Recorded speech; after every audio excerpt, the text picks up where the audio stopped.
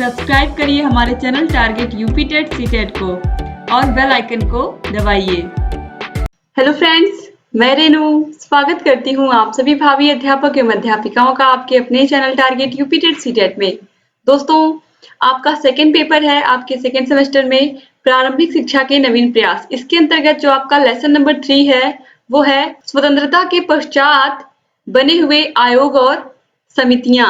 यानी कि जब हमारा देश आजाद हुआ तो उसके बाद कौन कौन सी समितियां, कौन कौन से आयोग गठित हुए जिन्होंने प्राथमिक शिक्षा को ही नहीं बल्कि जो माध्यमिक शिक्षा थी, इसके अलावा जो विश्वविद्यालय शिक्षा थी, उसको किस तरीके से इन्होंने उसमें अपना योगदान दिया, या फिर ये कहें कि इन समितियों ने कौन कौन से सुझाव दिए जो आज की भी शिक्षा व्यवस्था में अभी तक लागू हैं। तो इन्हीं सब के विषय में हम यहाँ पर पढ़ने वाले हैं। तो बहुविकल्पी क्वेश्चन जितने भी हैं इस चैप्टर के आज के इस टॉपिक में इस वीडियो में हम देखने वाले हैं। तो चलिए स्टार्ट करते हैं। यहाँ पर देखिए, सबसे पहले बहुविकल्पी क्वेश्चंस में पहला क्वेश्चन हम पढ़ने वाले हैं, विश्वविद्यालय शिक्षा आयोग का गठन कब हुआ? ऑप्शंस हैं 5 नवंबर 1948, 4 नवंबर 1948, 7 मई 1948 या फिर 6 दिसंबर 1948। दोस्तों, इसका राइट आंसर है 4 नवंबर 1948।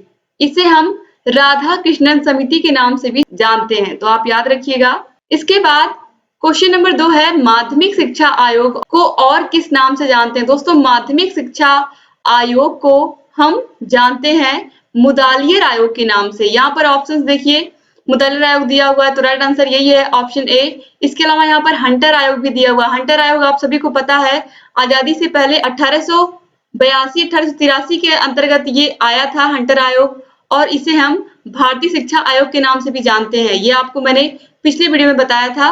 तो यहाँ पर राइट आंसर हो गया ऑप्शन ए, मुदालियर आयोग। यानी कि मुदालियर आयोग को ही हम माध्यमिक शिक्षा आयोग के नाम से भी जानते हैं, या फिर ये भी कह सकते हैं हम कि माध्यमिक शिक्षा आयोग को मुदालियर आयोग के नाम से भी जाना जाता है। इसके बाद क्वेश्चन नंबर 3 है, जनार्दन रेड्डी समिति का गठन कब हुआ? 1993 में, 1994 में, 1992 में या फिर 1996 में? दोस्तों, इसका जो राइट आंसर है वो है ऑप्शन 3, 1992 में। इसके बाद आगे बढ़ते हैं। क्वेश्चन नंबर 4 है, कोठारी आयोग का गठन कब हुआ? दोस्तों, कोठारी आयोग के जो अध्यक्ष थे वो थे प्रोफेसर दौलत सिंह कोठारी। तो यहाँ पर दोस्तों देखिए ऑप्शंस हैं 15 जून 1964, 14 जुलाई 1964, 17 जून 1964 या फिर 18 जुलाई 1965। इसका जो राइट आंसर है वो है ऑप्शन बी, 14 जुलाई 1964। दोस्तों, आपके जितने भी क्वेश्चन बिल्कुल करेक्ट होंगे आप लोग प्लीज कमेंट बॉक्स में कमेंट करके बताना मत भूलिएगा, ताकि मुझे भी ये पता चले कि जितना मैं पढ़ाती हूँ आप लोगों को कितना अच्छे से आप लोग पढ़ते हो, कितने अच्छे से क्लासेस को अटेंड करते हो। जब आप अच्छा फीडबैक दोगे तो मुझे भी पता चलेगा कि हाँ, जो मैंने पढ़ाया था वो आप लोग के काम आ रहा है। मैंने बहुत ही अच्छे से आपका first paper, second paper, fifth paper, इन सबको इतने अच्छे से हैंड रिटन नोट्स के माध्यम से पढ़ाया है ताकि आप किसी प्रकार की कोई भी समस्या आगे चल करके ना हो। तो आप लोगों का भी ये कर्तव्य बनता है कि प्लीज आप लोग अधिक से अधिक लोग कमेंट करके मुझे बता दिया करें कि आप लोगों को अच्छे लग रहे हैं कि नहीं। जो सेशंस मैं लेकर के आ रही हूँ आप लोगों के लिए इंपॉर्टेंट क्वेश्चंस लेकर के आ रही हूँ, और आप कितने क्वेश्चन सही कर रहे हैं। आपके लाइक और आपके कमेंट से दोस्तों हमें मोटिवेट करते हैं आप लोगों के लिए और बहुत सारे वीडियोस बनाने के लिए, बहुत अच्छी चीजें लेकर के आने के लिए। तो प्लीज आप लोग कमेंट और लाइक करने में कंजूसी बिल्कुल मत किया करिए। आप लोगों को लगातार ऐसी वीडियोस मिलती रहेंगी, बस आप लोग का सहयोग लगातार ऐसे ही हम बना रहे, ताकि दोस्तों जो वीडियोस हैं वो लगातार आती रहे और आप लोगों का मार्गदर्शन ऐसे ही होता रहे। तो चलिए क्वेश्चन नंबर 5 देखते हैं। कोठारी आयोग के अध्यक्ष का पूरा नाम? अभी मैंने आपको बताया प्रोफेसर दौलत सिंह कोठारी, तो इसको DS कोठारी के नाम से भी इन्हें हम जानते हैं। तो ऑप्शन बी जो है दौलत सिंह कोठारी बिल्कुल सही ऑप्शन है। आप अच्छे से नाम याद रखिएगा, क्योंकि यहाँ पर देखिए ऑप्शन ए में दीपक सिंह कोठारी दिया हुआ है और ऑप्शन सी में दौलत शाह कोठारी दिया हुआ है। जब भी आप एग्जाम में क्वेश्चंस को अटेंड करें तो आप सही से देख करके चारों ऑप्शंस को करें, क्योंकि देखिए यहाँ पर गलती के चांसेस बहुत अधिक होते हैं। बिल्कुल माइन्यूट सा अंतर है, आप देख सकते हैं। तो यहाँ पर देखिए प्रोफेसर दौलत सिंह कोठारी बिल्कुल सही आंसर है। क्वेश्चन 6 है, यशपाल समिति का प्रतिवेदन कब किया गया? 15 जुलाई 1995, 15 जुलाई 1993, 10 जुलाई 1992 या फिर 1 मार्च 1992? दोस्तों, इसका जो राइट आंसर है वो है ऑप्शन बी, 15 जुलाई 1993। यशपाल समिति का गठन हुआ था 1992 में, लेकिन इन्होंने अपना प्रतिवेदन कब दिया था, यानी कि इन्होंने अपनी रिपोर्ट कब दी थी? 15 जुलाई 1993 को। तो यहाँ पर रिपोर्ट की बात की गई है कि इन्होंने कब अपनी रिपोर्ट दी थी। तो राइट आंसर हो गया इसीलिए ऑप्शन बी। इसके बाद क्वेश्चन नंबर 7 है, राष्ट्रीय शिक्षा नीति 1986 का दस्तावेज कुल कितने भागों में विभाजित है? ऑप्शंस हैं 6 भागों में, 12 भागों में, 9 भागों में या फिर 10 भागों में। दोस्तों इसका जो राइट आंसर है वो है ऑप्शन बी, 12 भागों में। ठीक है, आगे बढ़ते हैं हम। क्वेश्चन 8 है, 2012 तक कितने मुक्त विश्वविद्यालय खोले जा चुके हैं? 16, 20, 15 या फिर 25? दोस्तों इसका राइट आंसर है ऑप्शन ए, 16, यानी कि 2012 तक 16 विश्वविद्यालय अब तक खोले जा चुके हैं। क्वेश्चन 9 है, कार्य योजना 1986 कितने भागों में विभाजित थी?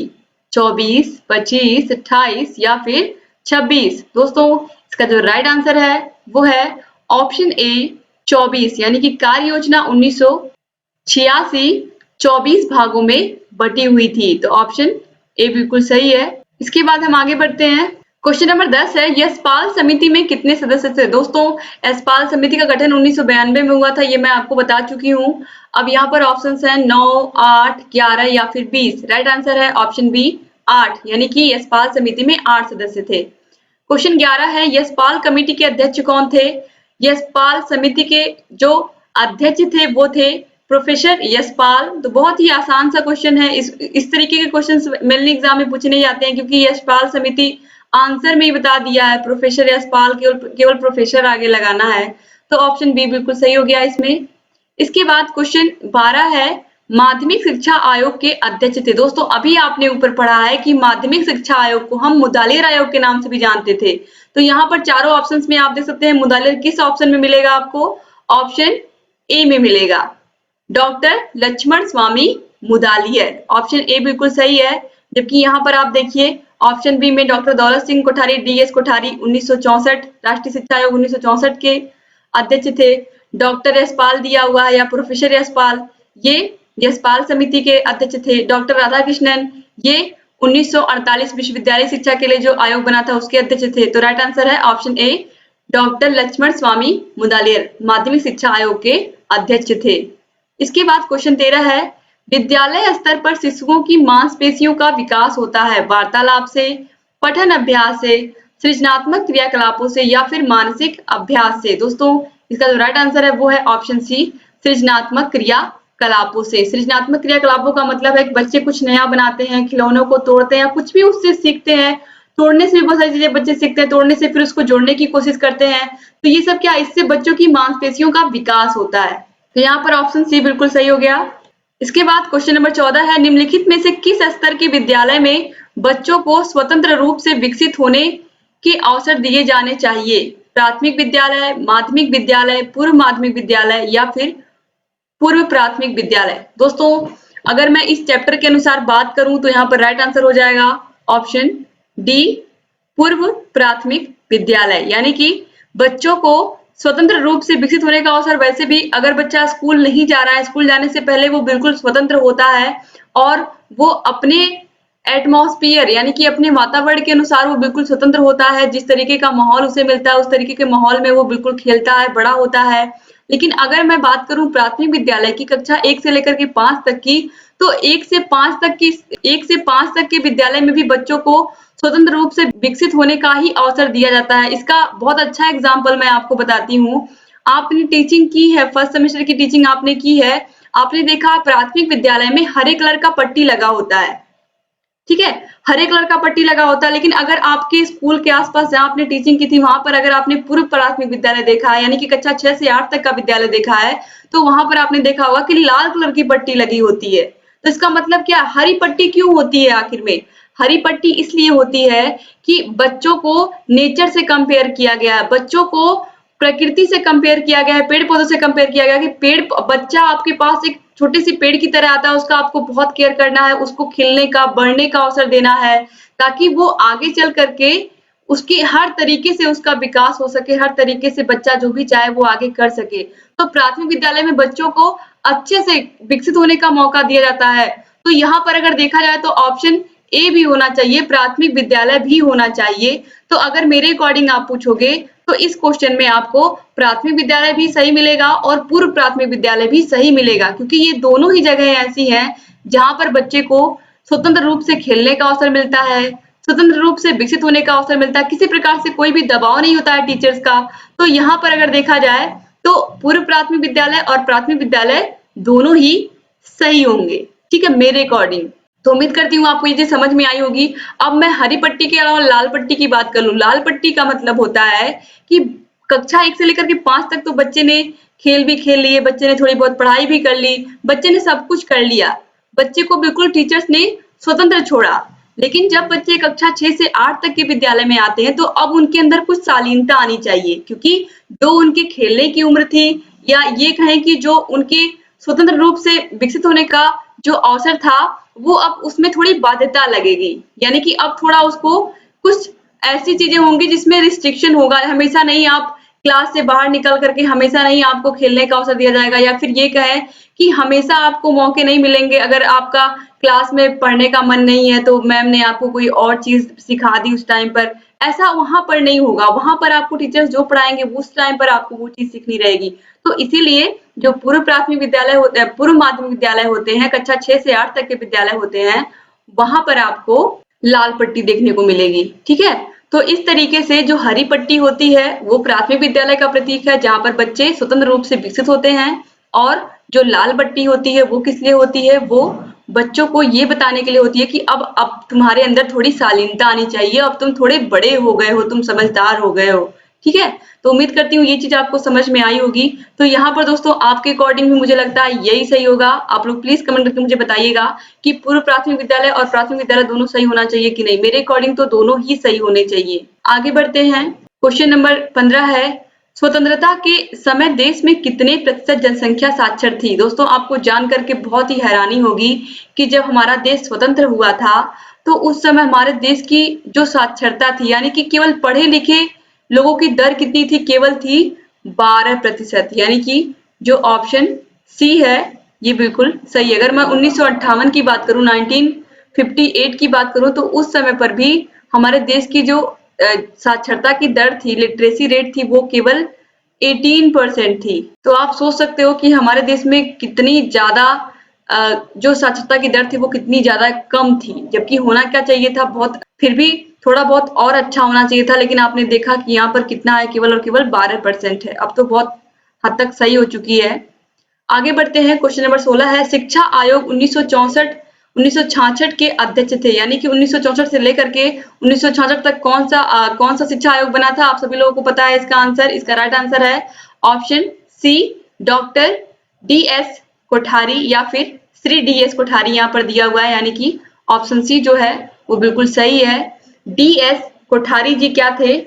जो राष्ट्रीय शिक्षा आयोग 1964 से लेकर के 1966 तक बना था, इसके अध्यक्ष थे। यानी कि यहाँ पर ऑप्शन सी बिल्कुल सही हो गया। आगे बढ़ते हैं। क्वेश्चन 17 है, यशपाल समिति का गठन किया गया 1990 में, 1991 में, 1992 में, 1993 में। दोस्तों यशपाल समिति का गठन 1992 में किया गया। ये चीज मैंने आपको शुरू में ही बताई। तो राइट आंसर हो गया ऑप्शन सी। इसके बाद क्वेश्चन नंबर 18 है, गोखले विधेयक प्रस्तुत किया गया था 16 मार्च 1910, 20 मार्च 1911, 16 मार्च 1911 या फिर 20 अप्रैल 1910। तो दोस्तों इसका जो राइट आंसर है 16 मार्च 1911। यानी कि ऑप्शन सी जो है वो बिल्कुल सही है। और आप इन सभी क्वेश्चंस को अच्छे से याद कर लीजिए, क्योंकि आप देख सकते हो कि ये सब क्वेश्चंस एग्जाम में पूछे हुए क्वेश्चंस हैं। क्वेश्चन नंबर 19 है, राष्ट्रीय पाठचर्या की रूपरेखा 2005 किसके लिए बनाई गई? दोस्तों ऑप्शंस हैं कक्षा 1 से 12 तक, कक्षा 1 से 5 तक, कक्षा 6 से 8 तक या फिर कक्षा 8 से 12 तक। दोस्तों राष्ट्रीय पाठचर्या की रूपरेखा 2005 NCF 2005 ये बनाया गया कक्षा 1 से लेकर के 12 तक के बच्चों के पाठ्यक्रम के लिए। तो ऑप्शन सी जो है वो बिल्कुल सही है। और इस राष्ट्रीय पाठचर्या का मुख्य उद्देश्य था कि बच्चे जो पाठ पढ़ते हैं, यानी कि जो भी नॉलेज आप उनको दे रहे हो, उसको उनके बाहरी दुनिया से, बाहरी वातावरण से आप उनको जोड़ो। कुछ भी आप सिखा रहे हो, बच्चे को गणित पढ़ा रहे हो, बच्चे को इंग्लिश पढ़ा रहे हो, बच्चे को हिंदी पढ़ा रहे हो, बच्चे को विज्ञान पढ़ा रहे हो, कोई भी टॉपिक आप पढ़ा रहे हो, आप कोशिश करो कि बच्चा बाहरी दुनिया से भी जुड़े, उन सब आप ऐसे एग्जाम्पल्स बच्चे के सामने लाइए जो बच्चा बाहरी दुनिया से कनेक्ट कर सके, ठीक है। इस तरीके से अपने आसपास के वातावरण के बारे में अगर आप पढ़ा रहे हो बच्चों को, फलों के बारे में, सब्जियों के बारे में, साइंस में कुछ पढ़ा रहे हो, तो आप बच्चों को उसको नेचर से जोड़ो, आप उसको दिखाओ ले जा करके। इस तरीके से बच्चों को पढ़ाओ कि हाँ लगे कि हाँ बच्चे आसानी से बिना कोई चीज रटे ही सीख जा रहे हैं। अब इसके बाद दोस्तों आगे है क्वेश्चन नंबर 20 है, राष्ट्रीय पाठचर्या सन 2005 की संरचना एवं क्रियान्वयन संबंधी प्रमुख समस्याएं हैं। शिक्षक संबंधी समस्याएं, भाषाओं की समस्याएं, समाज की आकांक्षा या फिर ये सभी। दोस्तों शिक्षकों के सामने भी बहुत सारी समस्याएं होती हैं क्योंकि एक क्लास में सभी बच्चे बिल्कुल इक्वल नहीं होते हैं और टाइम कम मिलता है बच्चों को समझाने के लिए। इसके अलावा भाषा की समस्या भी होती है। कोई बच्चा किसी परिवेश में पला बड़ा है, कोई किसी और परिवेश में पला बड़ा, तो इस तरीके से भाषा की भी दिक्कत आती है और समाज की भी बहुत अधिक आकांक्षाएं होती हैं बच्चों से। तो इसलिए यहाँ पर ऑप्शन डी जो है ये सभी, ये बिल्कुल सही ऑप्शन है। क्वेश्चन 21 है, राष्ट्रीय पाठचर्या में माध्यमिक स्तर पर विषय हैं मातृभाषा या क्षेत्रीय भाषा, गणित, ए व बी दोनों या फिर कोई नहीं। दोस्तों राष्ट्रीय पाठचर्या में माध्यमिक स्तर पर जो विषय हैं वो है मातृभाषा या क्षेत्रीय भाषा, इसके अलावा गणित। तो ऑप्शन सी जो है ए व बी वो बिल्कुल सही है। क्वेश्चन 22 है, पाठचर्या 2005 में प्राथमिक स्तर पर कितने विषय पढ़ाए जाने चाहिए। दोस्तों ऑप्शन है 4, 5, 7 या फिर 6। तो इसमें करेक्ट आंसर है ऑप्शन सी 7 विषय। आगे बढ़ते हैं। क्वेश्चन नंबर 23 है, राष्ट्रीय पाठचर्या की रूपरेखा की आवश्यकता किन कारणों से हुई। 21वीं सदी की मांग, संवैधानिक बाध्यता, भारतीय समाज में विविधता या फिर ये सभी। दोस्तों राष्ट्रीय पाठचर्या की आवश्यकता 21वीं सदी की मांग, यानी कि 21वीं सदी जो है आप सभी लोगों को पता है टेक्नोलॉजी का जमाना है। आज से 10 साल पहले कोई एंड्रॉइड फोन नहीं चला रहा था, सब लोग बटन वाली मोबाइल ही चला रहे थे। तो उस टाइम पर और आज के टाइम पर आप देखोगे तो बहुत सारी चीजों में डिफरेंस आ चुका है और बहुत सारी चीजें बदल चुकी हैं। तो इस तरीके से जो 21वीं सदी है ये बहुत ही ज्यादा टेक्नोलॉजी को लेकर के आई है, तो कहीं ना कहीं इसी के साथ ही हमारी शिक्षा व्यवस्था को भी बदलना पड़ा और शिक्षा व्यवस्था में भी बहुत बदलाव हमको देखने को मिला। तो ये 21वीं सदी की मांग थी, इसीलिए राष्ट्रीय पाठचर्या की रूपरेखा 2005 को बनाया गया। तो ऑप्शन ए जो है 21वीं सदी की मांग, ये बिल्कुल सही है। क्वेश्चन नंबर 24 है, राष्ट्रीय पाठचर्या में पाठचर्या के किन बिंदुओं पर विशेष रूप से ध्यान केंद्रित किया गया। व्यवस्थागत सुधार, परीक्षा प्रणाली, ये दोनों या फिर कोई नहीं। दोस्तों राइट आंसर है ऑप्शन सी, व्यवस्थागत सुधार और परीक्षा प्रणाली दोनों पर ध्यान दिया गया। तो इसलिए ऑप्शन सी जो है ये दोनों बिल्कुल सही ऑप्शन है। क्वेश्चन नंबर 25 है, उच्च माध्यमिक स्तर पर कितने वर्ग हैं। 4, 5, 4, 2, 5 या फिर 6। तो इसका जो राइट आंसर है दोस्तों वो है ऑप्शन ए 4। क्वेश्चन नंबर 26 है, राष्ट्रीय पाठचर्या संरचना शिक्षक शिक्षा के प्रत्यक्ष उद्देश्य हैं। बाल केंद्रित शिक्षा, छात्रों का सर्वांगीण विकास, शिक्षक शिक्षा हेतु पाठचर्या का निर्माण या फिर सामाजिक अपेक्षाओं की पूर्ति। दोस्तों इसका राइट आंसर है ऑप्शन सी, शिक्षक शिक्षा हेतु पाठ्यचर्या का निर्माण। ऑप्शन सी जो है वो बिल्कुल सही है। यानी कि जो ट्रेनिंग आप ले रहे हो, टीचर बनने की ट्रेनिंग ले रहे हो, इसका पाठ्यक्रम क्या होना चाहिए। जो आज आप लोग पाठ्यक्रम पढ़ रहे हो वो राष्ट्रीय पाठचर्या संरचना शिक्षा के अंतर्गत ही बनाया गया है, ठीक है। तो जो आप पाठ्यक्रम पढ़ रहे हो, इतने सारे सब्जेक्ट पढ़ रहे हो, आप हिंदी पढ़ रहे हो, इंग्लिश पढ़ रहे हो, साइंस पढ़ रहे हो, मैथ्स पढ़ रहे हो और भी विभिन्न प्रकार के यहाँ पर SST आप पढ़ ही रहे हो और इसके अलावा आप एजुकेशन के सब्जेक्ट भी पढ़ रहे हो। तो ये सभी जो निर्माण हुआ है इन सभी पाठ्यक्रम का, ये राष्ट्रीय पाठचर्या संरचना शिक्षक शिक्षा के प्रत्यक्ष उद्देश्य के अंतर्गत आता है। अब देखिए यहाँ पर क्वेश्चन नंबर 27 है, राष्ट्रीय पाठचर्या संरचना शिक्षक शिक्षा 2009 की आवश्यकता है। शिक्षा के सार्वभौमिकरण के लिए, निःशुल्क एवं अनिवार्य शिक्षा के लिए, शैक्षिक असमानता को कम करने के लिए या फिर ये सभी। दोस्तों राइट आंसर है ऑप्शन डी, ये सभी। क्वेश्चन 28 है, राष्ट्रीय पाठचर्या की रूपरेखा 2005 के निर्माण हेतु गठित राष्ट्रीय संचालन समिति के अध्यक्ष थे। दोस्तों राष्ट्रीय पाठचर्या की रूपरेखा 2005 के निर्माण हेतु गठित राष्ट्रीय संचालन समिति के अध्यक्ष थे प्रोफेसर यशपाल, यानी कि ऑप्शन बी जो है वो बिल्कुल सही है। इसके अलावा आपने देखा था 1992-93 में यशपाल समिति भी बनाई गई थी, 92 में बनाई गई थी और 93 में इन्होंने अपनी रिपोर्ट प्रस्तुत की थी और जिसे हम बस्ते के बोझ के नाम से भी जानते हैं, तो ये भी आप याद रखिएगा, ठीक है। क्वेश्चन नंबर 29 है, राष्ट्रीय पाठचर्या की रूपरेखा 2005 कितने अध्याय में विभक्त है? 4, 6, 5 या फिर 7? दोस्तों इसका जो राइट आंसर है वो है ऑप्शन नंबर सी, 5। आगे बढ़ते हैं। क्वेश्चन नंबर 30 है, राष्ट्रीय पाठचर्या की रूपरेखा 2005 के प्रथम अध्याय के शीर्षक हैं परिप्रेक्ष्य, सीखना और ज्ञान, विद्यालय और कक्षा का वातावरण या फिर व्यवस्थागत सुधार। इसका राइट आंसर है दोस्तों ऑप्शन ए, परिप्रेक्ष्य। आगे बढ़ते हैं हम। क्वेश्चन नंबर 31 है, स्वतंत्रता के बाद भारत की साक्षरता दर बढ़ी है, घटी है, स्थिर है या फिर उपरोक्त में से कोई नहीं? दोस्तों स्वतंत्रता के बाद अपने देश की जो साक्षरता दर है वो बहुत ही तेजी से बढ़ी है, तो ऑप्शन ए जो है वो बिल्कुल सही है। क्वेश्चन नंबर 32 है, एनसीएफटीई में 10+2 के बाद कितने वर्ष के प्रशिक्षण की चर्चा है? 1 वर्ष, 2 वर्ष, 4 या 5 वर्ष या फिर 10 वर्ष? दोस्तों राइट आंसर है ऑप्शन सी, 4 या 5 वर्ष।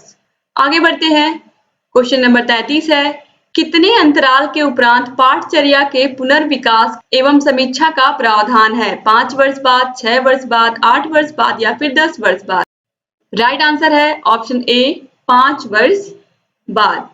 क्वेश्चन नंबर 34 है, ह्रास की समस्या से आशय है कक्षा में अनियमित उपस्थिति, यानी कि ह्रास का मतलब क्या होता है?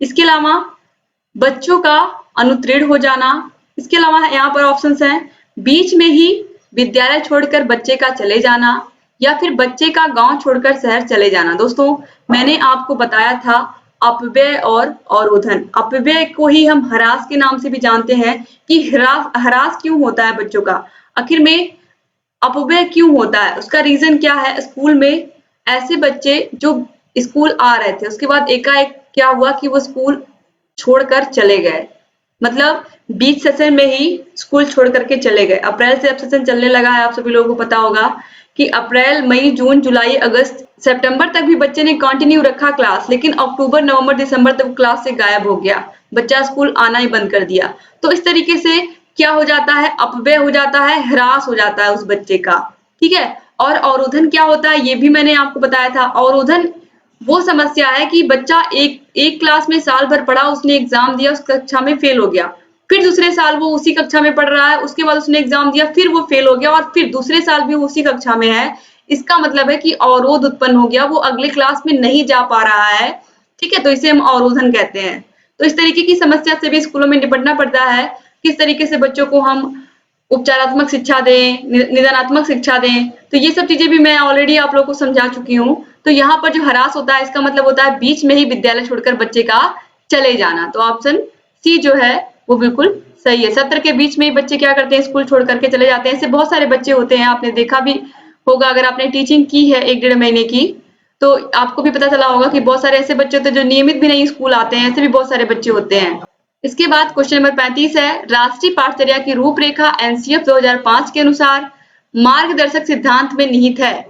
ऑप्शंस हैं, पाठचर्या का संवर्धन, पाठ्य पुस्तक पर केंद्रित करना, पाठ्यक्रम के कुछ उप विषयों को रटंत प्रणाली से मुक्त करना, विद्यालय में प्राप्त ज्ञान को बाहरी दुनिया से जोड़ना या फिर कक्षा में गतिविधियों को परीक्षा में कम महत्व देना। दोस्तों मैंने आपको अच्छे से बताया कि जो एनसीएफ 2005 है, राष्ट्रीय पाठचर्या की रूपरेखा 2005 है, उसका एक ही सिद्धांत है, और सिद्धांत क्या है कि विद्यालय में बच्चे ने जो भी ज्ञान प्राप्त किया है उसको आप बाहरी दुनिया से जोड़िए या फिर बच्चे को बाहरी दुनिया से एग्जाम्पल ला करके समझाइए अच्छे से, जो भी टॉपिक आप उसको पढ़ा रहे हो। तो विद्यालय में प्राप्त ज्ञान को बाहरी दुनिया से जोड़ना ही उद्देश्य है एनसीएफ 2005 का। और ये क्वेश्चन बहुत ही इंपॉर्टेंट है, ये आपके यूपी टेट सीटेट के लिए भी इंपॉर्टेंट है, तो आप याद रखिएगा, 2016 में पूछा हुआ क्वेश्चन है। क्वेश्चन नंबर 36 है, प्राथमिक विद्यालय में मिड डे मील कार्यक्रम किस विचार से प्रारंभ किया गया था? दोस्तों स्कूल में पहले खाना नहीं बनता था, 2004 से खाना बनने लगा। 1995 से 15 अगस्त 1995 से मिड डे मील योजना आई थी, उस समय बच्चों को चावल या गेहूं मिलता था, बच्चों को स्कूल में खाना नहीं बनता था। लेकिन 2004 से विद्यालय में खाना बनने लगा। क्यों बनने लगा? इसलिए बनने लगा कि बच्चे, कई बार क्या होता था कि खाना जो बच्चों को राशन मिलता था वो उनके माता पिता बेच देते थे, और वो जो पैसा मिलता था उससे उसको कहीं और लगा देते थे, बच्चे के पोषण के लिए कोई कार्यक्रम नहीं होता था।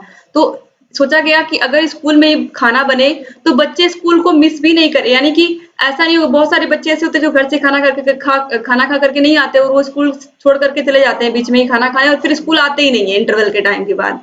तो इस तरीके से देखा गया कि इसके लिए क्या किया जा सकता है। तो फिर सरकार ने सोचा कि लाओ क्यों ना हम स्कूल में ही खाना बनवाएं। जब स्कूल में खाना बनने लगा तो नामांकन में वृद्धि होने लगी, बहुत सारे बच्चे स्कूल आने लगे। तो यहाँ पर इसीलिए जो प्राथमिक विद्यालय में मिड डे मील कार्यक्रम चलाया गया, ये इसीलिए किया गया ताकि बच्चों का नामांकन बढ़े। तो जो ऑप्शन बी है, नामांकन संख्या में वृद्धि करने के लिए, बिल्कुल सही है। क्वेश्चन 37 है, राष्ट्रीय शिक्षा नीति 1992 के संशोधित कार्यक्रम को कितने भागों में विभाजित किया गया था? 22, 23, 24 या फिर 25? दोस्तों इसका राइट आंसर है ऑप्शन बी 23। क्वेश्चन नंबर 38 है, राष्ट्रीय शिक्षा नीति 1986 की समीक्षा के लिए श्री राम मूर्ति समिति का गठन कब किया गया? दोस्तों जो राम मूर्ति समिति बनी थी, ये राष्ट्रीय शिक्षा नीति 1986 की समीक्षा के लिए बनी थी कि उसमें जो भी कमियां हैं उनको दूर किया जाए और एक अच्छी और संशोधित राष्ट्रीय शिक्षा नीति लेकर के आई जाए ताकि बच्चों का जो सर्वांगीण विकास है वो अच्छे से हो सके और जो भी उस समय पर जो योजनाएं चल रही थी, कार्यक्रम चल रहे थे, उनको किस तरीके से और बेहतर बनाया जाए। तो इसलिए यहाँ पर आचार्य राम मूर्ति समिति का गठन किया गया यहाँ पर 7 मई 1990 को, यानी कि ऑप्शन सी जो है ये बिल्कुल सही है। और इन्होंने रिपोर्ट कब दी? अब अगला क्वेश्चन यही है कि समिति का गठन तो हो गया 1990 में, अब इन्होंने रिपोर्ट कब दी? 7 मई 1990 को गठन हुआ। अब अगला क्वेश्चन यही है कि राष्ट्रीय शिक्षा नीति 1986 की घोषणा के पश्चात आचार्य राम मूर्ति समिति ने अपना प्रतिवेदन प्रस्तुत किया, यानी कि कब उन्होंने अपना सुझाव प्रस्तुत किया? तो यहाँ पर राइट आंसर हो जाएगा ऑप्शन ए 16 दिसंबर 1990 में, यानी कि आचार्य राम मूर्ति समिति बनाई गई 7 मई 1990 को और इन्होंने अपना सुझाव या फिर अपना प्रतिवेदन 16 दिसंबर 1990 को कंप्लीट करके सरकार को दे दिया था। तो आप याद रखिएगा डेट्स दोनों। 2019 में देखिए पूछ लिया है। क्वेश्चन नंबर 40 है, प्रोफेसर यशपाल समिति से पूर्व किस समिति ने छात्रों पर पढ़ाई का बोझ के लिए चिंता व्यक्त की? पटेल समिति, आचार्य राम मूर्ति समिति, एनसीईआरटी कार्यदल या फिर उपयुक्त तीनों से? दोस्तों छात्रों पर पढ़ाई का बोझ या फिर बस्ते का बोझ, ये सबसे अधिक फेमस हुआ यशपाल समिति में, यानी कि प्रोफेसर यशपाल समिति ने मेनली इस पर फोकस किया, यानी कि सबसे अधिक ध्यान किसने दिया? अगर क्वेश्चन ये आता है तो आप आंसर लगाओगे प्रोफेसर यशपाल समिति। लेकिन प्रोफेसर यशपाल समिति से पहले भी बहुत सारी समितियां थी जिन्होंने इस पर ध्यान दिया था कि बच्चों पर पढ़ाई का बोझ बहुत अधिक हो रहा है, इस तरीके से बच्चों को एक मशीन हम बना रहे हैं, उनको सही से शिक्षा नहीं दे रहे हैं। तो इस पर चिंता पटेल समिति ने भी व्यक्त की थी, आचार्य राम मूर्ति समिति ने भी व्यक्त की थी और एनसीईआरटी के कार्य दल ने भी व्यक्त की थी। तो राइट आंसर हो जाएगा ऑप्शन डी। क्वेश्चन नंबर 41 है, एनसीएफ 2005 के अंतर्गत पुनरीक्षित गुणवत्ता विजन के संदर्भ में निम्न दृष्टिकोण चिन्हित किए गए हैं? बच्चों के प्रति दृष्टिकोण, शिक्षक की भूमिका एवं शिक्षण के प्रति दृष्टिकोण, शिक्षण विद्या के प्रति दृष्टिकोण या फिर उपरोक्त सभी? तो दोस्तों इसका राइट आंसर है ऑप्शन डी, उपरोक्त सभी। तो इस तरीके से आज यहाँ पर आपने अपने लेसन नंबर 3 के सभी बहुविकल्पी क्वेश्चंस को कंप्लीट किया। उम्मीद करती हूँ कि आपको ये टॉपिक बहुत ही अच्छा लगा होगा और आपने बहुत सारे क्वेश्चंस को सही भी किया होगा और बहुत सारे क्वेश्चंस आपको याद भी हो गए होंगे। दोस्तों आपको वीडियो कैसा लगा प्लीज आप लोग कमेंट बॉक्स में कमेंट करके मुझे बताइए कि आपको वीडियो कैसा लगा। और अगर अभी तक आपने हमारे चैनल को सब्सक्राइब नहीं किया तो प्लीज तुरंत सब्सक्राइब कर दीजिए और बेल आइकन बना होगा उसको जरूर दबा दीजिएगा ताकि जो भी वीडियोस हम बनाते हैं उसका नोटिफिकेशन आपके पास समय से पहुंच जाए और आप लगातार हमारे सभी वीडियोस को ऐसे ही देखते रहें। तो एक बार फिर से आप सभी का बहुत बहुत धन्यवाद वीडियो को शुरू से लेकर के अंत तक देखने के लिए। आपको इससे पहले कि जितने भी वीडियोस हमने बनाए हैं इस सब्जेक्ट के, इसके अलावा सभी सब्जेक्ट के प्लेलिस्ट की लिंक आपको डिस्क्रिप्शन बॉक्स में मिल जाएगी। साइड में आई बटन पर भी क्लिक करके आप सभी वीडियोस को देख सकते हैं। आप हमारे टेलीग्राम चैनल से भी जुड़ सकते हैं, टेलीग्राम चैनल का भी लिंक आपको डिस्क्रिप्शन बॉक्स में मिल जाएगा। दोस्तों लगातार ऐसे हमारे चैनल से पढ़ते रहिए, सभी वीडियोस को देखते हुए रहिए। जहाँ कहीं भी आपको कोई भी कंफ्यूजन है आप हमसे पूछ सकते हैं क्योंकि आप सभी को पता है कि आपके सभी कंफ्यूजन सभी डाउट्स का answer target UP TET state channel देता है और लगातार देता रहेगा। तो ऐसे ही बने रहिए हमारे चैनल से क्योंकि आगे चल करके आपको UP TET super TET C TET सबकी तैयारी करनी है हमारे चैनल से और लगातार ऐसे ही आप लोग के लिए कंटेंट हम लेकर के आते रहेंगे। बस ऐसे ही लगातार आप लोग अपने अच्छे से प्यारे प्यारे कमेंट्स में जरूर किया करिए। मिलते हैं नेक्स्ट वीडियो में, तब तक अपना ख्याल रखिएगा। जय हिंद दोस्तों।